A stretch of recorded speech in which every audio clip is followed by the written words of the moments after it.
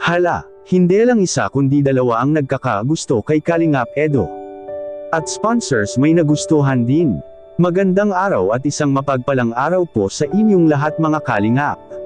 Sana'y hindi niyo po makalimutan na mag-like sa video na ito. At paunawa tapusin muna ang kabuuhan ng video na ito mga Kalingap at para malaman ang nilalaman nito. At maraming salamat po mga Kalingap sa pagpatuloy na pagsuporta. At paki-subscribe po mga Kalingap kay Kuya Val Santos Matubang at kay Ate Edna Vlogs at Rob Matubang, maraming salamat po. Hala, may nagkakagusto kay Kalingap Edo. Hindi lang isa kundi dalawa. Sino ba sila mga Kalingap? At sponsors may nagustuhan din. Pero bago yun ay pag-usapan muna natin mga Kalingap ang tungkol sa nakaraang isyo kay Kalingap Edo. Dahil nga maraming nambabash kay Eds mga Kalingap at hindi alam ang kung ano ang mga motibo nila. May nakapagsabi mga Kalingap na sinadya ito na magkalabuan ang EDSI at para mapalayo ang loob nila sa isa't isa. Ngunit hindi naman nawalan ng pag-asa ang mga solid fans ng EDSI na kung saan malaki ang ibinigay nilang tiwala kay Kalingap Edo. Dahil hindi lang basta-basta na binigay nila ang tiwala nila mga Kalingap at may nagpapatunay po na mapagkatiwalaan talaga si Kalingap Edo, dahil sa kanyang ibinigay kay VNC na isang promise ring na kung saan silang dalawa ay nangangako mga Kalingap na walang sino man ang makapagpigil sa kanilang mga pinangako, at sa kabilang dako naman mga Kalingap, sponsors may nagustuhan na din. Ano ito ay yan ang ating makikita sa video.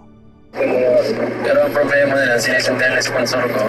Ang gusto naman ng ang pagtulong ko. So, anong gagawin ko? Wala siya magagawa. Nagustuhan na ng sponsor ang ginagawa ko, hindi yung babay. Kaya nga sila. Content po talaga. Parang nagustuhan ako ng sponsor ko dahil sa pagtulong. Yan eh. Sa pagtulong. Kaya nga, baliwala yun. Yung pagsisend nila sa mga sport. Ano pa yung mangyayari mo? Sasaya lang kayo ng panahon. Yes. Kahit yung nagsasahod sa kanila. Kawawa na. Siguro ang yaman yun. Siguro contractor yun. Kawawa yun. Kasi paulit-ulit lang naman na sinasabi, wala na naniniwala sa kanila. Tsaka hindi gagalaw yung inutusan na pag walang nakukuha. Tapos wala namang action yung inutusan nila. Kaya mo lang yan. Kaya mo lang Tapos nila.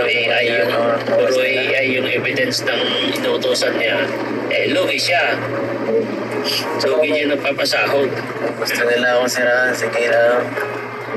Kaso nagpapasahod sila ng puro katotohanan at negatibo. Meron sponsor na ay supporter mo po yan na mag-sponsor daw siya ng siguro $200 na tayo. Mapakita lang yung resibo. Tapos wala naman hanggang ngayon. Si Lisa Atkinson yun. Wala naman silang ano yun. Sa hindi mo 200. Wala po guys. Sila kasi mga kakapala. Kaya yun, supportan nila lang po yung mga yung mga channels namin. Yung ginagawa po